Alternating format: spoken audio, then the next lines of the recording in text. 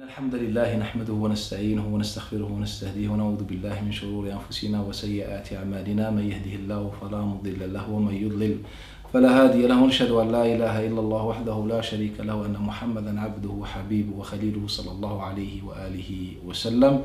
السلام عليكم ورحمة الله وبركاته. Aujourd'hui, bi'idnillahi ta'ala, nous allons commencer une série sur Al-Qur'an Al-Karim.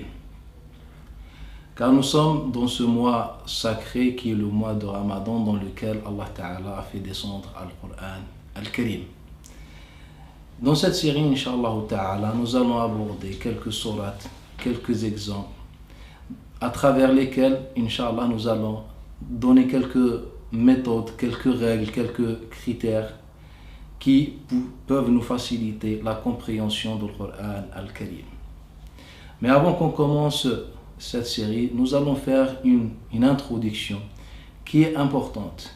Et on va la commencer par une question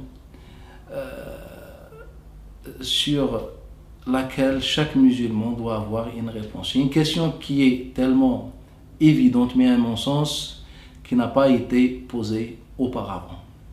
Cette question est simple. Est-ce que le Coran al-Karim est un livre descendu pour qu'il soit lu, étudié, médité, ou pour qu'il soit récité et chanté? Nous allons essayer de répondre à cette question. Le premier point qu'on va aborder, c'est un point qui est en rapport avec la prière. Souvent on entend, ou dans nos pratiques, on dit que les prières sont deux catégories, des prières faites de nuit et des prières du jour. Dans ces dernières, on récite à voix basse, et dans les prières de nuit, on récite à voix haute. Pourquoi on commence ce point? C'est pour avoir une idée sur la perception qu'avaient les compagnons et même le prophète sallallahu alayhi wa sallam sur le Coran. Est-ce que le Coran était, à leurs yeux, est un livre à étudier, à lire comme on lit n'importe quel livre, mais avec beaucoup plus de méditation, de sérénité, de réflexion, ou bien un livre qu'on récite et qu'on chante, ou bien qu'on fait at-tajwid? Concernant la prière, on peut la résumer à travers un exemple que rapporte l'imam al-Bukhari dans le chapitre de la prière.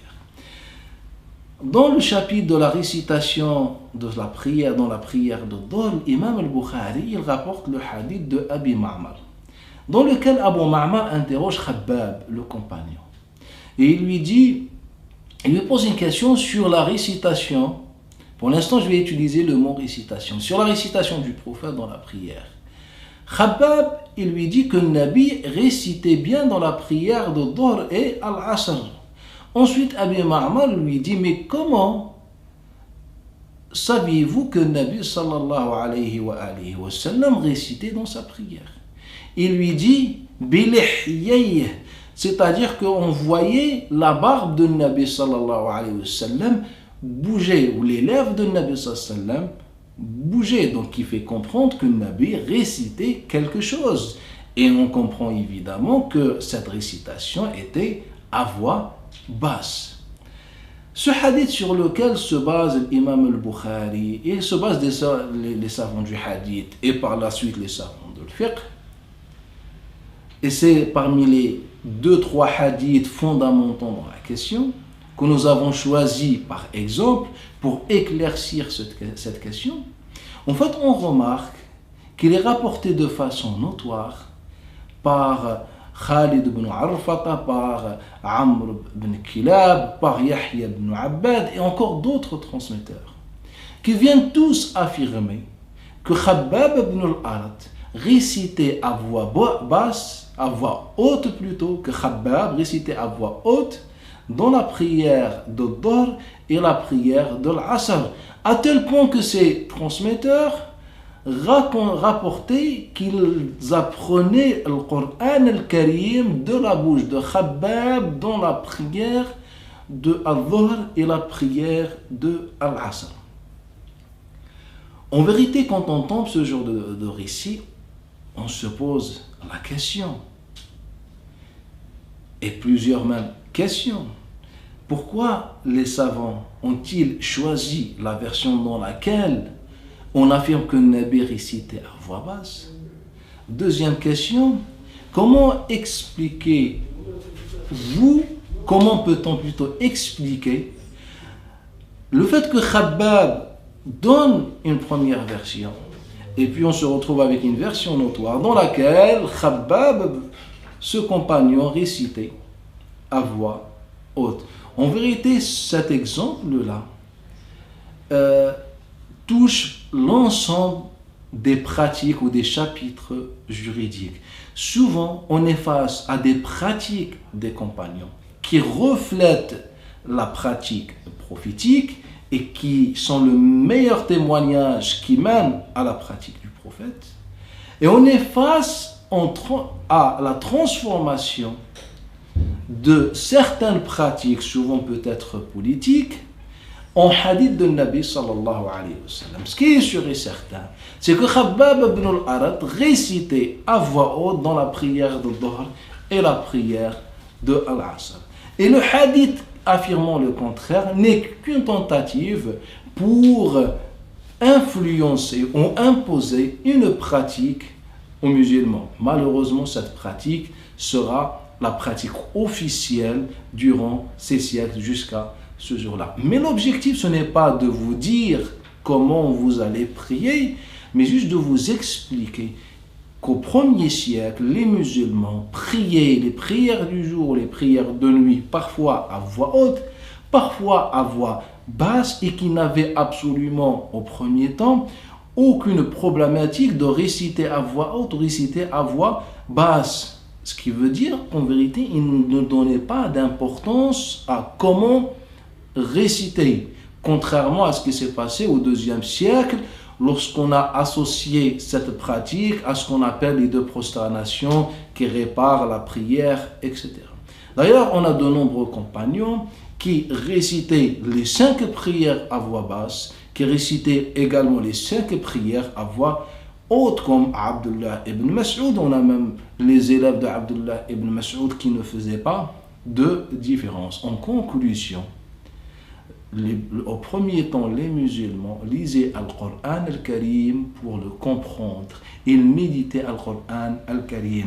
Et le lire à voix haute ou à voix basse, pour eux, c'était pareil. Avant que des gens, des partis interviennent et donnent une dimension islamique sacrée au comment réciter Al-Qur'an al-Karim. Donc au premier temps, n'était pas une importance. Le deuxième point qu'il faut aborder pour pouvoir répondre à cette question sur laquelle on n'a pas encore répondu, c'est que quand on prend le Qur'an al-Karim, on remarque que les seules fois dans lesquelles Allah a parlé de faire entendre le Qur'an al-Karim, qui veut dire à voix haute, c'est lorsque Allah Ta'ala a parlé des non-musulmans, dans le rôle du prophète alayhi salatu wassalam, lorsqu'il allait faire entendre le Qur'an al-Karim aux non-musulmans. Par exemple, Allah Ta'ala dit وَمِنْهُمْ مَنْ يَسْتَمِعُ إِلَيْكَ dans surat Al-An'am, et parmi eux, des gens qui t'écoutent, c'est-à-dire ils t'écoutent lire le Qur'an al-Karim, comme dans l'autre exemple وَإِنْ أَحَدٌ مِنَ الْمُشْرِكِينَ سَجَرَكَ فَأَجِرْهُ حَتَّى يَسْمَعَ كَلَامَ اللَّهِ. Et si l'un des associateurs te demande asile, accorde-le lui. Pourquoi? Afin qu'il entende la récitation, ou bien la lecture, ou bien il entende plutôt la parole d'Allah Ta'ala. On est dans le sens de l'enseignement. وَإِذَا قُرِئَ الْقُرْآنِ, et quand on récite le Qur'an al-Karim, il nous dit Allah Ta'ala فَانصِتُوا, c'est-à-dire écoutez attentivement. Mais dans quel contexte? En fait, dans le contexte d'enseigner les non-musulmans, car juste auparavant, dans le quelques versets précédents, Allah Ta'ala il dit وَإِن تَدْعُوهُمْ إِلَى الْهُدَى لَا يَسْمَعُوا. Et si tu les appelles au Huda, à la guider, ils n'écoutent pas. Et ensuite il nous dit, et quand on lit le Coran, écoutez attentivement, en fait, pour montrer que les croyants ne sont pas comme les incroyants. Les croyants donnent de l'importance, c'est grâce à cette lecture de Nabi sallam qu'ils ont embrassé l'islam. Donc les seules fois où Allah Ta'ala a parlé de lire le Coran al-Karim à voix haute, lorsqu'on appelait les non-musulmans à l'islam. Cependant, on ne trouve pas dans le Coran al-Karim, dans aucun verset, un exemple dans lequel les musulmans récitaient le Coran al-Karim à voix haute ou bien ils embellissaient leur voix en récitant le Coran al-Karim. Le deuxième point, ou bien le troisième point qu'il faut aborder, c'est la question de l'embellissement de la récitation, de la lecture du Coran al-Karim.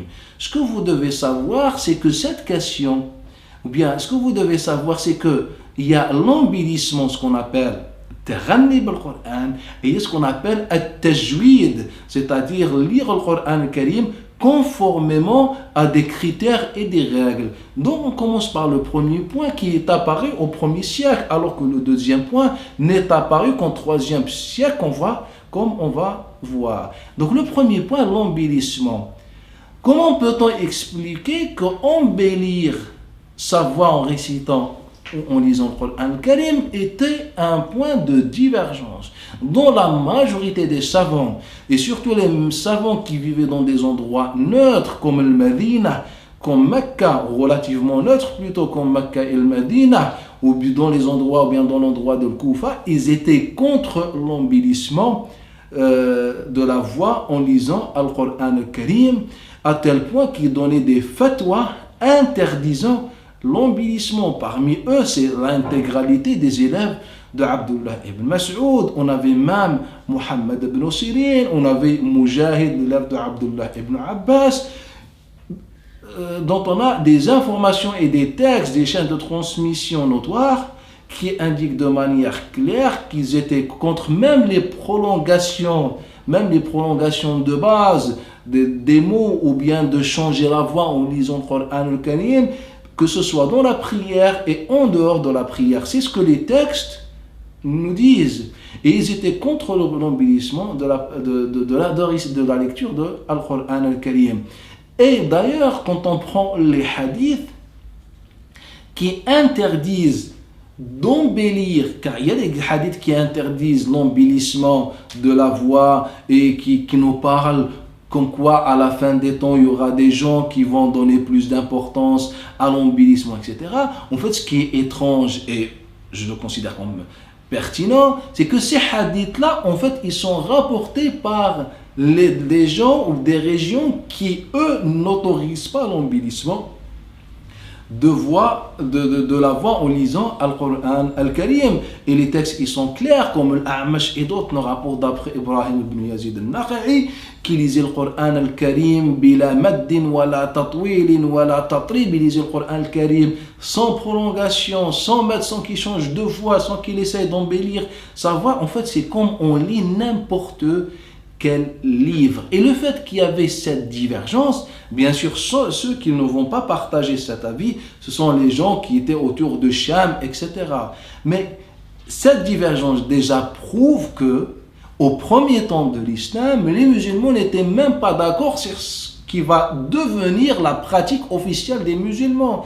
Car aujourd'hui, comme vous voyez, même dans les prières de Tarawih, même quand on achète un CD, quand on va sur Internet, on écoute les récitations, on veille à trouver, est-ce qu'on trouve le récitateur qui récite avec la plus belle des voix, etc. Autrefois, pour eux, c'était haram, c'était pas interdit. Et le fait que les musulmans divergent sur cette question prouve que l'embellissement ne peut en aucun cas être fondamental ou important en islam, car les musulmans ne peuvent pas diverger sur ce qui est une pratique courante, etc. La preuve, ils n'ont pas divergé sur le Coran al-Karim, donc ils ne vont pas diverger sur un point qui est aussi, comme on dit, qui est lié directement au Coran al-Karim. Et le quatrième point concerne ce qu'on appelle al-Tajwid. Al-Tajwid, ça veut dire perfectionner la récitation ou la lecture, vient du verbe ajada. De toute façon, le Coran n'a pas besoin d'être perfectionné s'il est parfait déjà. Mais bref, déjà quand on prend ce mot-là, on le trouve nulle part dans le Coran. On trouve dans aucune sourate, Allah Ta'ala parlait donc de ce mot at-tajwid, etc.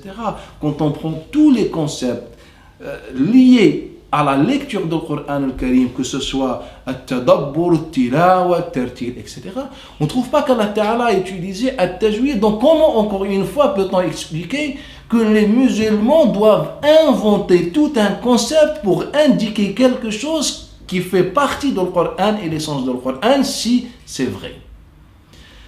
Mais encore une fois, le tajwid, même selon les récitateurs et ce qu'on appelle les spécialistes de la récitation, même pour eux, le tajwid est apparu à une époque très très tardive. Ils disent que celui qui est à l'origine de tajwid, c'est l'imam ad-Duri, qui est mort dans les années 40 du 3e siècle.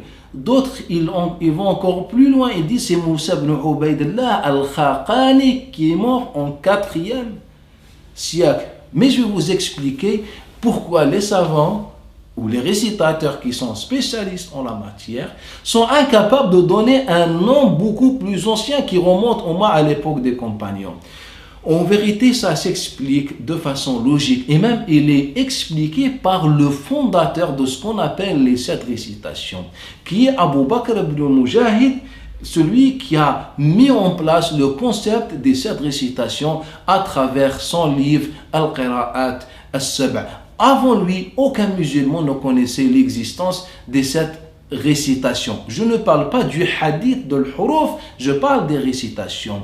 Avant lui, les savants ne connaissaient pas les 7 récitations. D'ailleurs, ils divergeaient même sur les noms que Abu Bakr ibn Mujahid va mentionner. Beaucoup de noms qui sont mentionnés comme faisant partie des 7 récitateurs ont fait objet d'une grande critique par les autres savants. Si on prend Hamza Zayyad, pour les grands savants ou les savants de l'époque, n'était pas un vrai récitateur, ne savait même pas parler la langue arabe. C'est ce que dit Ahmad ibn Hanbal et encore d'autres. Ce n'est pas toutefois notre sujet, mais de manière générale, Abu Bakr ibn Mujahid, qui est sans divergence le fondateur de ce concept des 7 récitations, il nous explique d'où vient ce tajwid et ses règles.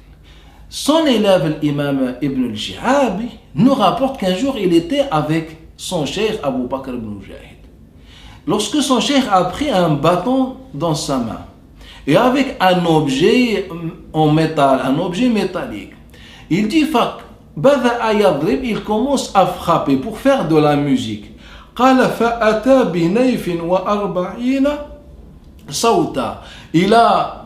a joué plus de 40 tempos, de 40 rythmes différents. Et dans chaque tempo, il était parfait, il était masha'Allah. Et là, je lui ai dit, et ça, on parle du fondateur de cette récitation, ou bien celui on a parlé la première fois, et la référence pratiquement absolue chez les récitateurs jusqu'à ce jour-là. Et qui faisait de la musique. D'ailleurs, l'imam al-Dhahabi dans Siyar A'lam al-Nubala, il reconnaît qu'il était musicien. Après, on se pose la question sur la musique, qui fait partie des questions sur lesquelles, depuis 14 siècles, les musulmans ne trouvent pas de réponse, alors que les gens, ils ont conquis l'univers.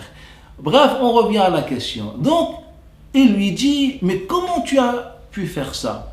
Et là, Abu Bakr ibn Mujahid lui explique qu'en vérité, il s'est inspiré de sa maîtrise de musique pour faire ce qu'il est en train de faire aujourd'hui, c'est-à-dire le tajwid du Coran al-Karim, etc. Sachant que Ibn Mujahid est né environ dans les années 40 du 3e siècle.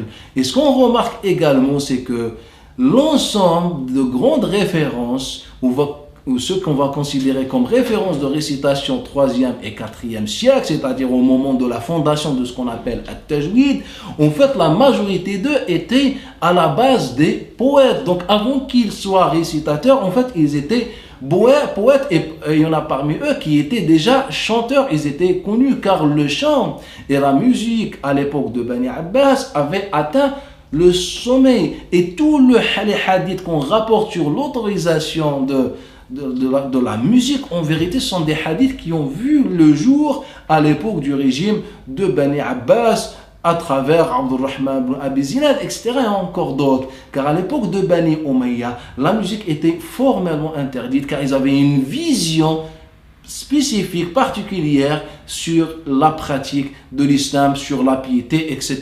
Ils étaient beaucoup influencés par les gens du livre, contrairement à Bani Abbas qui était dans une autre dimension. Et donc c'est pourquoi le tajwid a vu le jour à l'époque de Bani Abbas. C'était tout à fait normal. Suite à la propagation, l'évolution de la poésie, des chants et de la musique, les musulmans, en fait, ils sont restés dans cette continuité. Et d'ailleurs, quand on revient au travail que j'avais fait personnellement, après avoir répertorié les tempos apparus à l'époque de Bani Abbas, ce qui est étrange, c'est qu'on trouve une compatibilité entre les tempos de musique et les différentes façons de at-tajwid, comme ils disent, at-tilawa, al-hadr, etc. C'est vraiment les mêmes tempos apparus à cette époque. Car à l'époque de Bani Abbas, on avait deux tempos qui dominent, le tempo de l'Hijaz et le tempo plus important et dominant,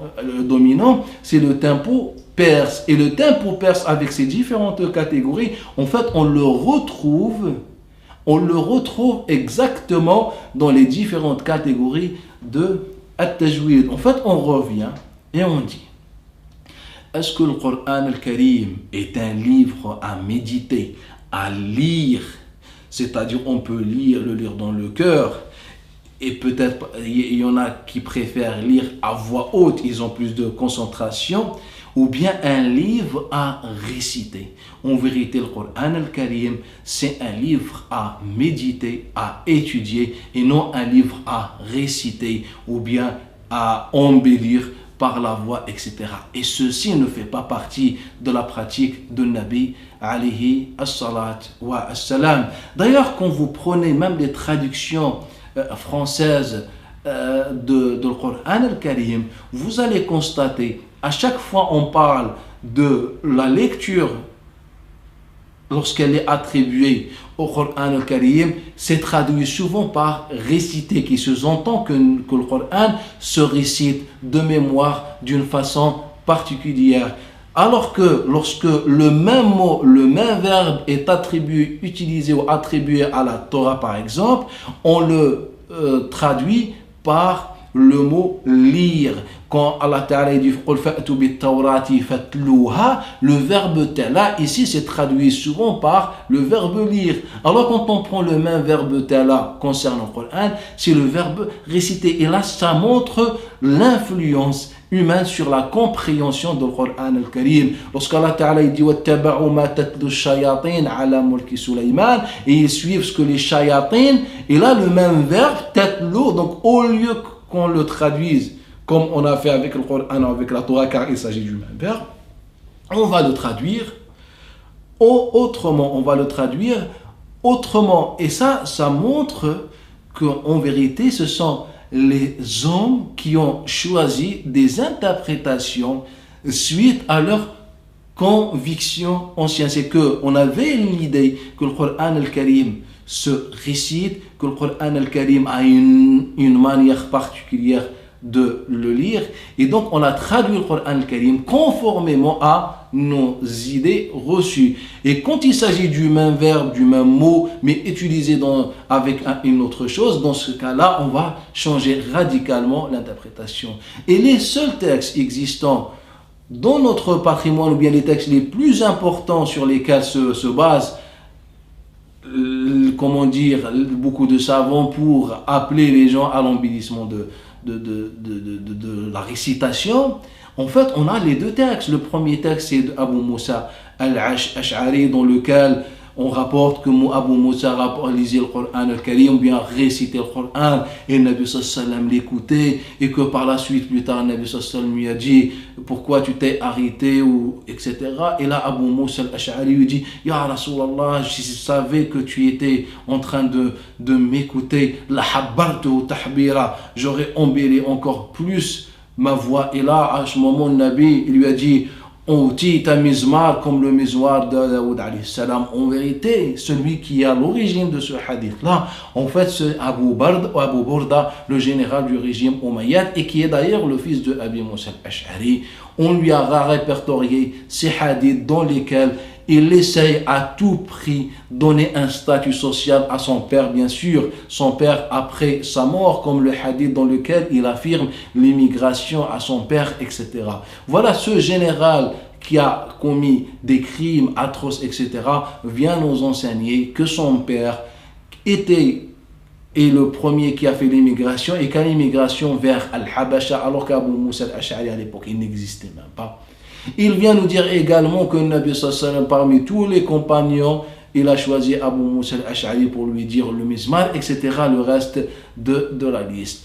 Ou bien ce hadith a été rapporté par Zuhri, mais jusqu'à ce jour-là, Zuhri n'est même pas sûr de la source qui lui a fourni ce hadith. Parfois il dit Abu Salih, parfois il dit Abdurrahman ibn Ka'ab, parfois il dit Abi Salama, parfois il dit Sa'id ibn Musayyib, etc.